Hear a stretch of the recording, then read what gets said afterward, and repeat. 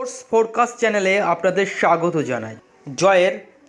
জয়ের double hat trick রিয়ালের। Champions league থেকে বিদায় ম্যানচেস্টার ইউনাইটেডের। চ্যাম্পিয়ন লিগ থেকে আপাতত বিদায় নিল ম্যানচেস্টার ইউনাইটেড। বায়ার্ন মিউনিখের কাছে হেরে গেল তারা। অন্যদিকে জয়ের ডাবল হ্যাট্রিক করল রিয়াল মাদ্রিদ। গ্রুপ পর্বে টানা 6টি ম্যাচ জিতল তারা।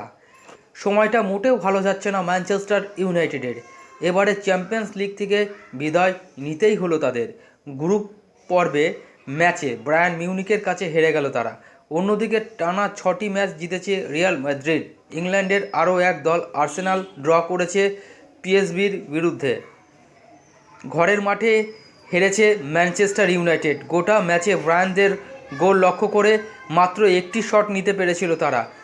বলের দখল থেকে শুরু করে নিখুঁত পাস সবইতেই পিছিয়ে ছিল তারা। আক্রমণ করতে না পারলেও রক্ষণ ভালো খেলেছিল। অবশেষে 71 মিনিটের মাথায় গোল করেন ব্রায়ান কিংসলে কোম্যান।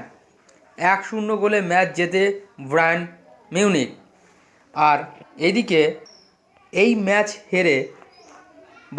হারের পর 6 ম্যাচে ম্যান ইউয়ের পয়েন্ট 4। গ্রুপে সবার নিচে রয়েছে তারা। ফলে ইউরোপা লিগের গ্রুপ পর্বে খেলার যোগ্যতা অর্জন করতে পারেনি ম্যানচেস্টার ইউনাইটেড। অন্যদিকে 16 পয়েন্ট নিয়ে গ্রুপ শীর্ষ থেকে পরের রাউন্ডে গিয়েছেন বায়ার্ন মিউনিখ। ম্যানচেস্টারের ব্যর্থতা হলেও নিজেদের ফর্ম ধরে রেখেছে রিয়াল মাদ্রিদ।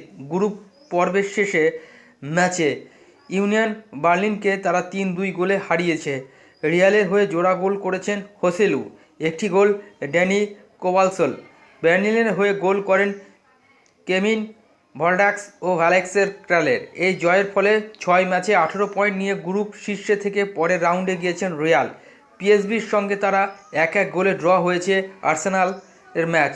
তাতে অবশ্য সমস্যা হয়নি ইংল্যান্ডের এই ক্লাবটি।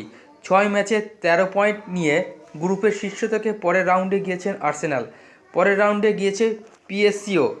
স্পোর্টস ফোরকাস্ট চ্যানেলের সঙ্গে থাকার জন্য আপনাদের অসংখ্য ধন্যবাদ। প্লিজ আমাদের চ্যানেল সাবস্ক্রাইব করুন এবং পাশে থাকা বেল আইকন প্রেস করুন, যাতে খেলার জগতের আরও খবর আমি আপনাদের সামনে তুলে ধরতে পারি।